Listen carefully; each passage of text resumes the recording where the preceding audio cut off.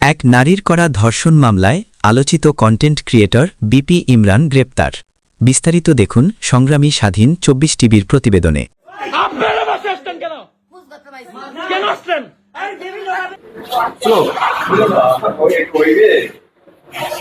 সাভারের আশুলিয়ার আলোচিত কন্টেন্ট ক্রিয়েটর ইমরান হোসেন ওরফে বিপি ইমরানকে ধর্ষণ মামলায় গ্রেপ্তার করেছে আশুলিয়া থানা পুলিশ।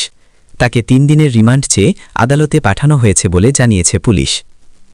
রোববার ১৫ মার্চ বিকেলে আশুলিয়া থানার ভারপ্রাপ্ত কর্মকর্তা ওসি রুবেল হাওলাদার বিপি ইমরানকে গ্রেপ্তারের বিষয়টি নিশ্চিত করেন। এর আগে শনিবার ১৪ মার্চ মধ্যরাতে আশুলিয়ার পলাশবাড়ি এলাকার নিজ বাসা থেকে তাকে গ্রেপ্তার করা হয়। এক নারীর দায়ের করা অভিযোগের ভিত্তিতেই পুলিশ এই অভিযান পরিচালনা করে।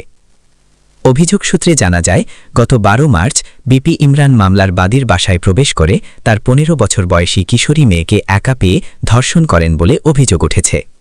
পরে একই দিন রাতে মা ও মেয়েকে বাসায় ডেকে নিয়ে তাদের মারধর করার অভিযোগও করা হয়েছে।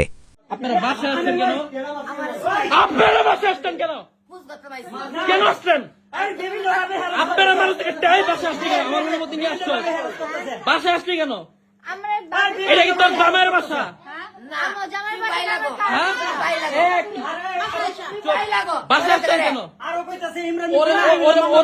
মামলা করবেন আমার নামে? পুরো নেতৃত্ব আপনারা